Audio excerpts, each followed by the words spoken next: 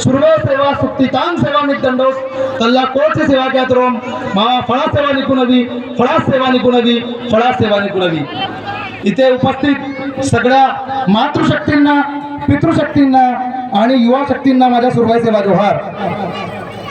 सर्वात आधी तर मी सर्व या आयोजक कमिटीचं आणि इथे उपस्थित सगळ्या गावकरी मंडळीचं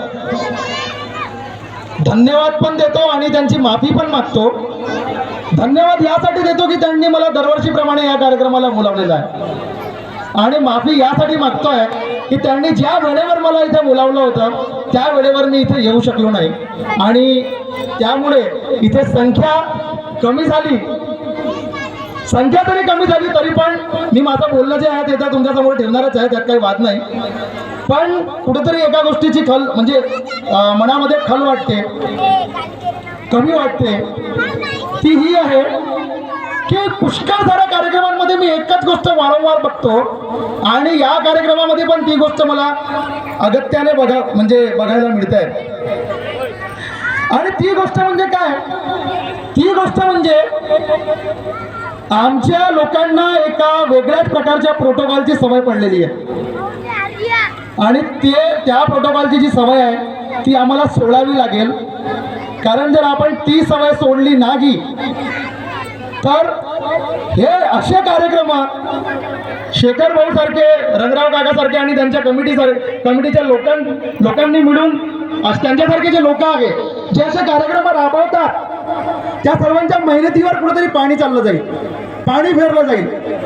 आणि तो प्रोटोकॉल असा आहे की लोकांना कशी सवय पडली आहे, नंबर 1 डीजे आणायचा, प्रभात फेरी काढायची, तो एक कार्यक्रम वेगळा होऊन जातो। दुसरा कार्यक्रम होतो तो मंचाचा, तो जो की साईडलाईन आहे, तो गौण आहे लोकांसाठी। आणि तो तिसरा कार्यक्रम आहे ज्याला सर्वात जास्त महत्त्व दिलं जाते लोकांकडून, आयोजकांकडून नाही, लोकांकडून, आणि तो म्हणजे नुसता डान्स। भाइयों, आपको एक बात समझना जरूरी है, बहुत ज्यादा जरूरी है कि डांस जरूरी है ना, बिल्कुल वो मेरे संस्कृति का हिस्सा है, वो होना चाहिए। मेरे बच्चों को, मेरे समाज में आने वाली पीढ़ी को गोंडी नृत्यों के बारे में पता होना चाहिए। वो गोंडी नृत्य करते हैं, उन्होंने गोंडी नृत्य करना चाहिए, बिल्कुल करना चाहिए, कोई बात मतलब उसमें कोई दो राय नहीं है। लेकिन क्या हमारा ये जो कार्यक्रम है, इतना सारा जो खर्चा आप लोग करते हैं, ये आयोजक करते हैं, या आप लोग अपने जेब से साल भर में जितना भी पैसा कमाते हो उसमें का जो भी हिस्सा आप इन कार्यक्रमों के लिए देते हो, वो हिस्सा क्या सिर्फ हम लोग एंटरटेनमेंट के लिए देते हैं, क्या सिर्फ मनोरंजन के लिए देते हैं? इस पर सोचना जरूरी है। इसलिए मैंने बोला शुरुआत में कि एक अलग ही टाइप का प्रोटोकॉल हम लोग पाल रहे हैं, एक अलग ही टाइप का प्रोटोकॉल हम लोग फॉलो कर रहे हैं। और एक बहुत ही इंपॉर्टेंट चीज, और ये सब लोगों ने ऑब्जर्व किया होगा, जो मंच पे बैठे हैं उन्होंने भी ऑब्जर्व किया होगा, और मैं तो बार बार करता हूं, ये मेरा निरीक्षण है कि मंच पर कोई व्यक्ति अपने विचार व्यक्त करने के लिए आता है तो लोग एक तरफ हो जाते हैं, कुछ इधर कुछ उधर कुछ उधर, कोई दुकान में बैठा है, कोई चाय पी रहा है, कोई कुछ कर रहा है, कोई कुछ कर रहा है, बस। लेकिन जैसा कि गोंडी नृत्य होने वाला है, सांस्कृतिक नृत्य होने वाला है, इस तरीके का अनाउंसमेंट होता है, वो भीड़ जहां पे भी कोने में होगी भागते हुए बिल्कुल इकट्ठा हो जाती है। वो भीड़ जब विचारों को व्यक्त करने वाला वक्ता यहाँ पर आता है तब कहा जाती है, मुझे समझ में नहीं आया आज तक। मतलब कार्यक्रम का उद्देश्य, मूल उद्देश्य से हम लोग भटक जाते हैं। कार्यक्रम का मूल उद्देश्य सिर्फ गोंडी नृत्य, गोंडी संस्कृति को बढ़ाना नहीं है, तो उसके साथ साथ कुछ विचारों को आप तक के पहुंचाना भी है। हमारे जैसे लोग, अभी जैसे मैं देवलाबार से आया हूं, लेट आया लेकिन आया, कुछ बात करने के लिए आया, आपके सामने कुछ बातों को रखने के लिए आया, अपने विचारों को रखने के लिए आया। बहुत गहन वाली बात थोड़े समय पहले प्रभुलाल जी परतेगी सर जो है वो बोल रहे थे, बहुत गहन बात बोल रहे थे और मैं बहुत अच्छे से सुन रहा था उनको। और अगर उनको सुनना है, सिर्फ मुझे ही अगर सुनना है उनको, तो मैं तो एक कमरे में बैठकर भी उनके साथ में बात कर सकता हूँ, उनके घर में जाके चर्चा कर सकता हूँ। हम लोग आपस में अपने विचारों को रख लेंगे, हम लोग आपस में बात कर लेंगे। अगर इससे ही समाज का उद्धार होता होगा तो हम लोग एक जगह पे बैठ के बात कर लेते। फिर हम लोग यहाँ पे आके विचार क्यों व्यक्त करेंगे? हमको समझना पड़ेगा हमारा मूल उद्देश्य क्या है। भाइयों एक बात याद रखो, जो आया अगर रसूलों पे आज तो टकराना जरूरी है, जो आया अगर रसूलों पे आज तो टकराना जरूरी है, और हो अगर जिंदा तो जिंदा नजर आना जरूरी है, जिंदा नजर आना जरूरी है। पर क्या हम जिंदा है? और अगर है तो किस प्रकार जिंदा नजर आते हैं? किस प्रकार अपने जिंदा होने का सबूत देते हैं? किस प्रकार? क्योंकि आज के समय में हमारे सामने इतनी सारी समस्याओं का पहाड़ खड़ा है, लेकिन उन समस्याओं से किसी को कोई सरोकार नहीं है। उन समस्याओं के बारे में किसी को कोई बात नहीं करनी है, उन समस्याओं के बारे में कोई चर्चा नहीं करनी है, उन समस्याओं को किसी को सुनना नहीं है। क्यों? क्योंकि मैं देखता हूं मेरा समाज दो भागों में बटा हुआ है। मेरा समाज दो भागों में बटा हुआ है। कैसे? किन दो भागों में बटा हुआ है? तो मेरा समाज दो भागों में, जिन दो भागों में बटा हुआ है उसमें से एक भाग है लोगों को पैसा कमाना है, अपना परिवार बढ़ाना है, और पैसा कमाने के बाद में मस्त भाई की एक घर बनाना है, गाड़ी खरीदनी है, और अपने परिवार के साथ में खुश रहना है। बाकी लोग जाए तेल लेने, बाकी बाहर क्या हो रहा है उससे कोई लेना देना नहीं है। ये एक टाइप के लोग हो।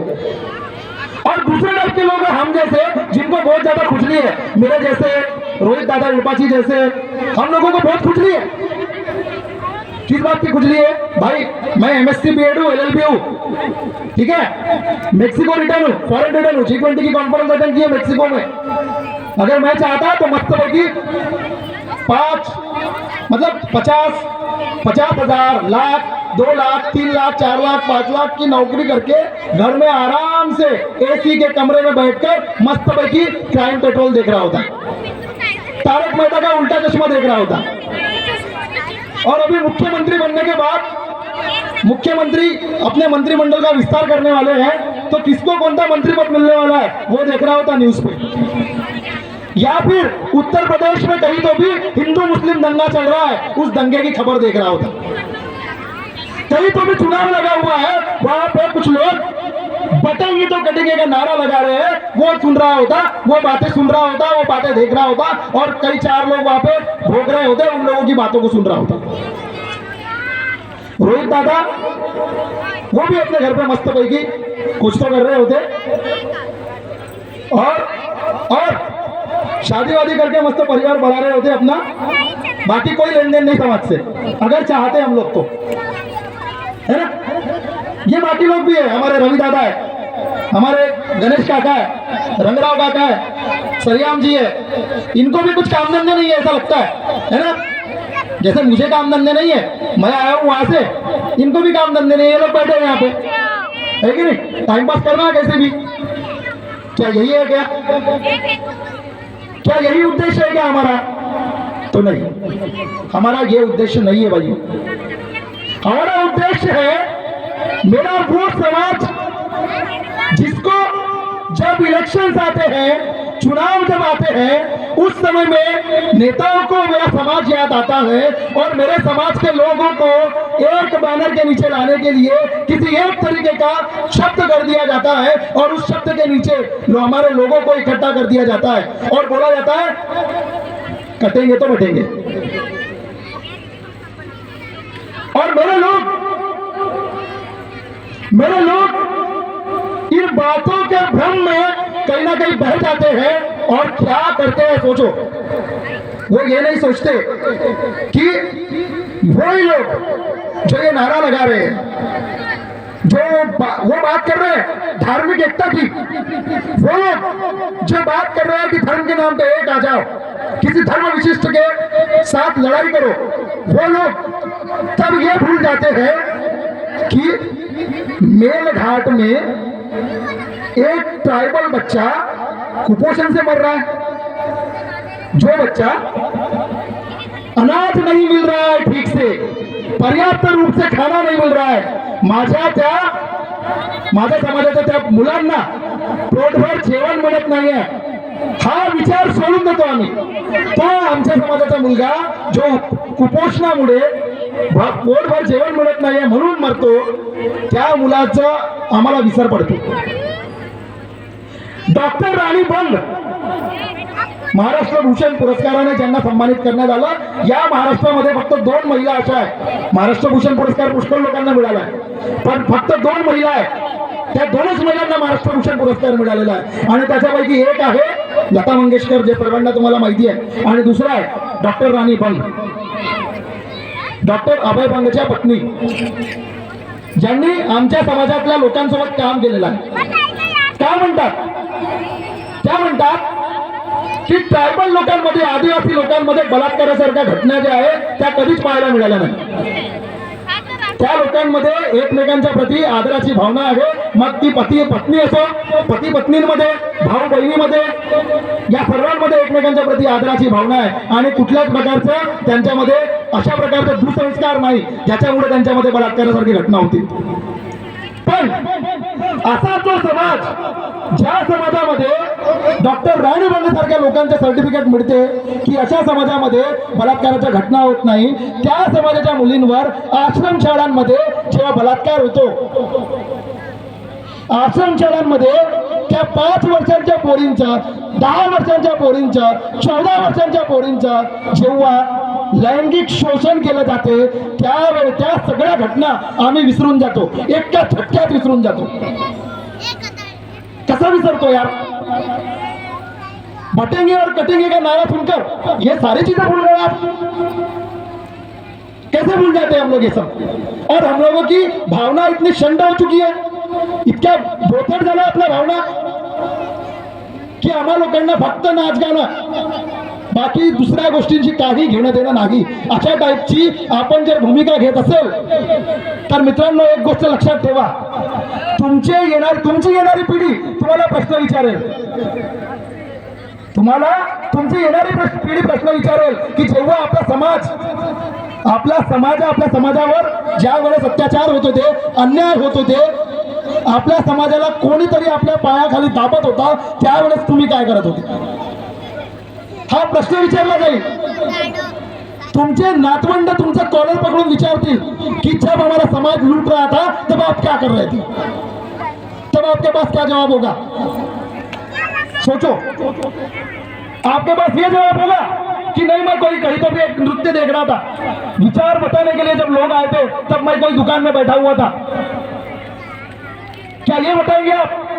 एक बात याद रखना, राहत इंदौरी ने बहुत गजब बात बोली है।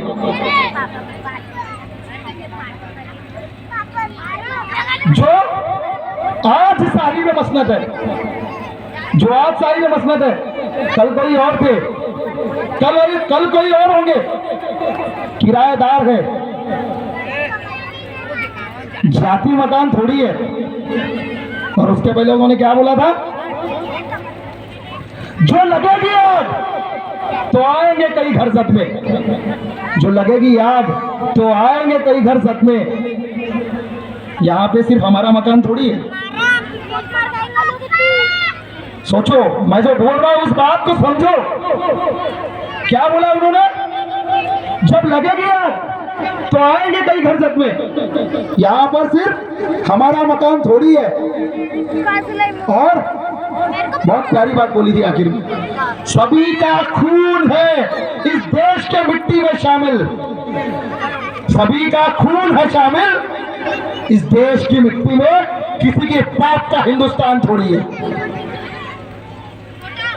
जब ये बात बोली जा रही थी उस समय आपको ये समझना है कि इस देश की हालत क्या रही होगी, इस देश में क्या हो रहा होगा।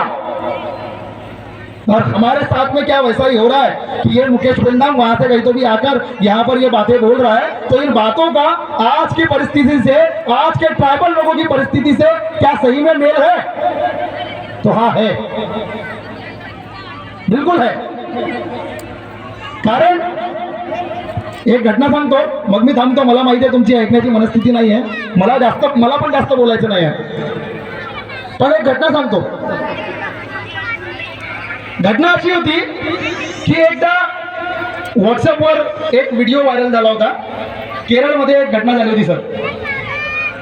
केरळमध्ये काही लोकांनी एका युवकावर तलवारीचे वार केले होते. त्याला म्हणजे त्याचा हात कापला, त्याचा पाय कापला वगैरे वगैरे.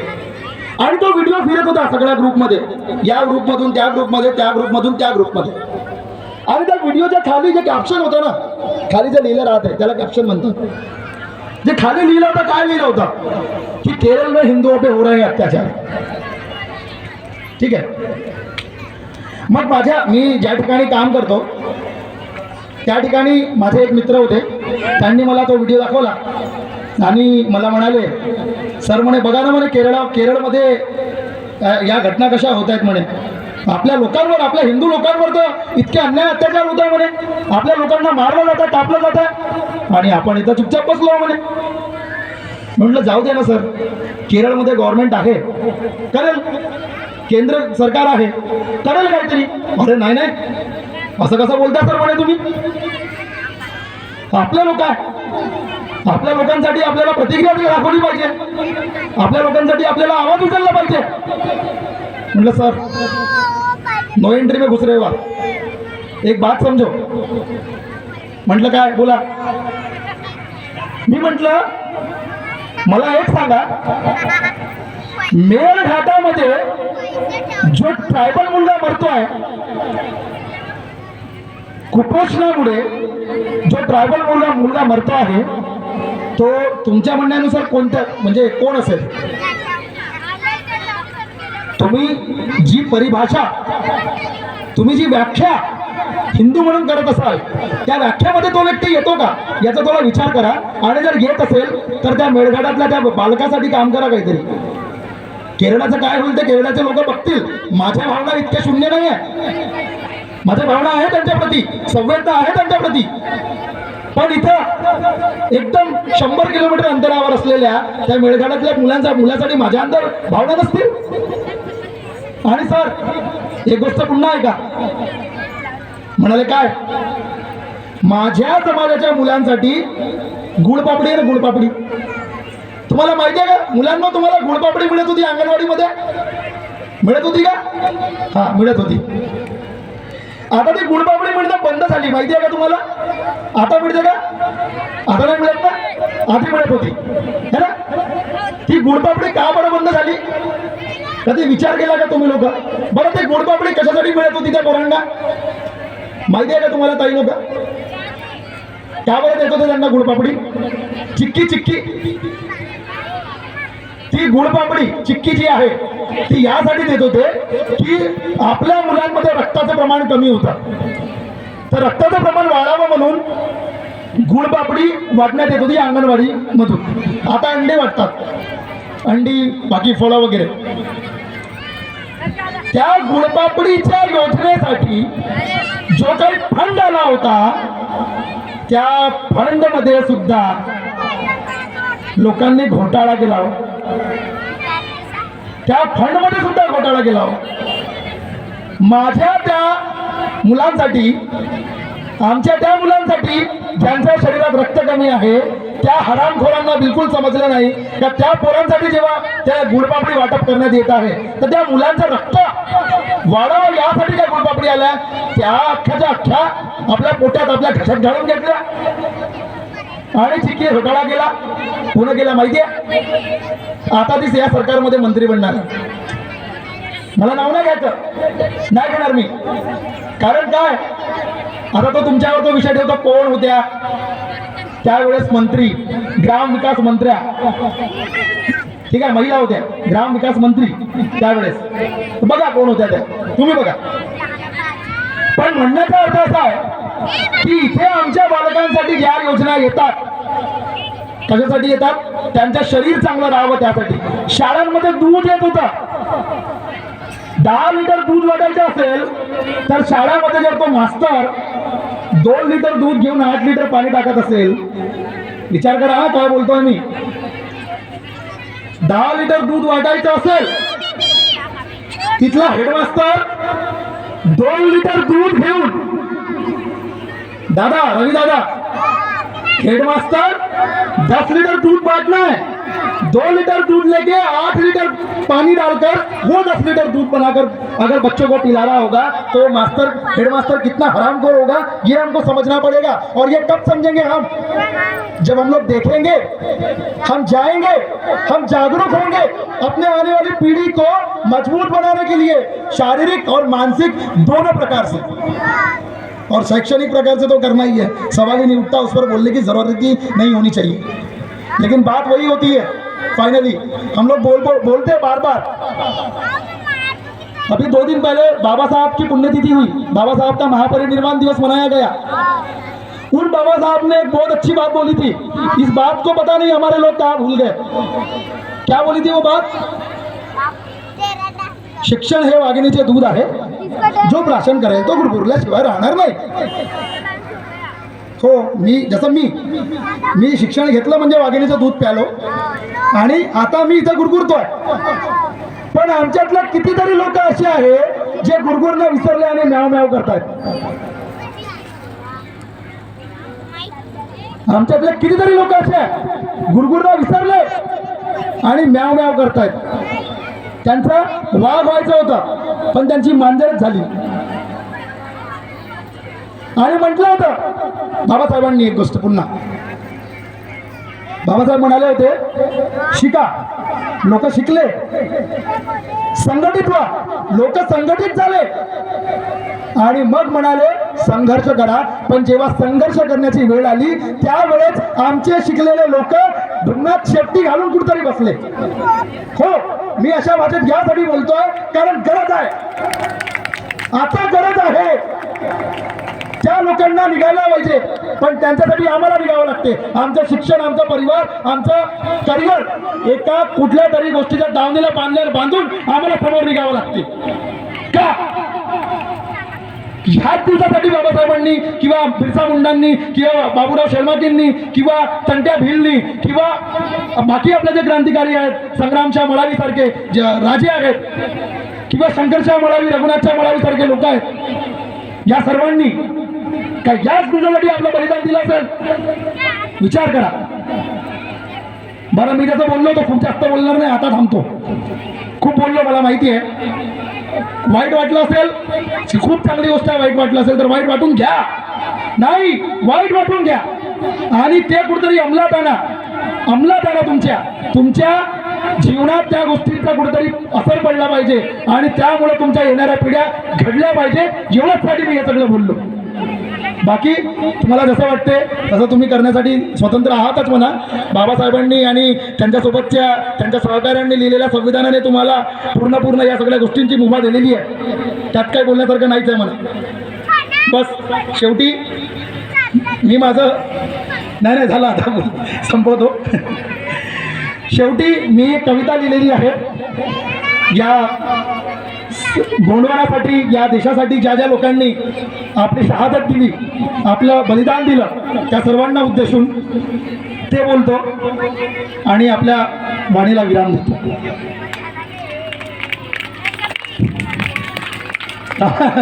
कविता बोलू द्या ना. बरं, कविता अशी आहे. उस दिन जो किया था तुमने दोहरा न पाया आज तक कोई. उस दिन जो किया था तुमने दोहरा न पाया आज तक कोई. तेरी वीर गति को सुनकर गोंडवाना की जनता रोई. तेरी वीर गति को सुनकर गोंडवाना की जनता रोई. तेरी वीरता का बखान पल पल ये इतिहास करेगा. तेरी वीरता का बखान पल पल ये इतिहास करेगा. जब जब होगा वीरों का स्मरण, जब जब होगा वीरों का स्मरण, तुमको भी वो याद करेगा. जब जब होगा वीरों का स्मरण, तुमको भी वो याद करेगा। शब्दों में भी ना वर्णित हो, शब्दों में भी ना वर्णित हो, शब्दों में भी ना वर्णित हो, ऐसी तेरी वीर गाथा है। शब्दों में भी ना वर्णित हो, ऐसी तेरी वीर गाथा है। और तेरी उस वीरता के आगे, तेरी उस वीरता के आगे यह सोडूम शीश झुकाता है, यह सोडूम शीश झुकाता है, यह सोडूम शीश झुकाता है। सुरू आहे सेवा, सुरू आहे गोंडवाना, सुरू आहे फळापेंचा सेवा सेवा, सुरू आहे गोंडवाना गणराज्य भारत। जय सेवा।